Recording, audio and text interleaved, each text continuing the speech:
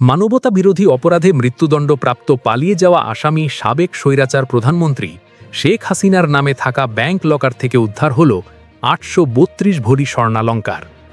এনবিআরের কেন্দ্রীয় গোয়েন্দা সংস্থা সিআইসি মঙ্গলবার সন্ধ্যায় রাজধানীর দিলকুশার অগ্রণী ব্যাংকে লকার খুলে এসব স্বর্ণ উদ্ধার করে।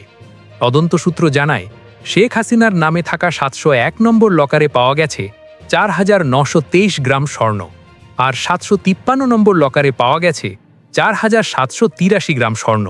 দুই লকার মিলিয়ে মোট ৯৭০৭ গ্রাম, অর্থাৎ প্রায় ৮৩২ ভরি স্বর্ণালঙ্কার।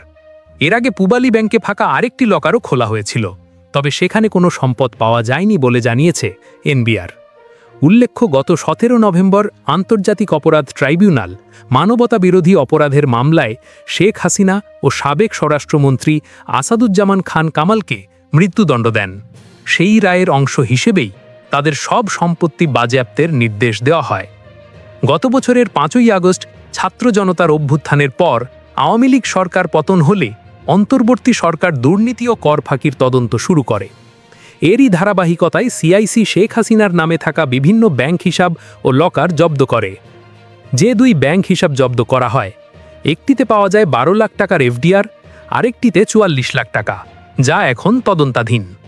এনবিআর বলছে, তল্লাশি ও সম্পদ জব্দের এই প্রক্রিয়া চলমান থাকবে, আর উদ্ধারকৃত স্বর্ণ ও অর্থ রাষ্ট্রীয় কোষাগারে জমা হবে আদালতের নির্দেশ অনুযায়ী। ঘটনাটি নিয়ে আপনার মতামত কি? কমেন্টে জানাতে ভুলবেন না, এবং এমন আরও আপডেট পেতে সাবস্ক্রাইব করুন সংবাদ মহল।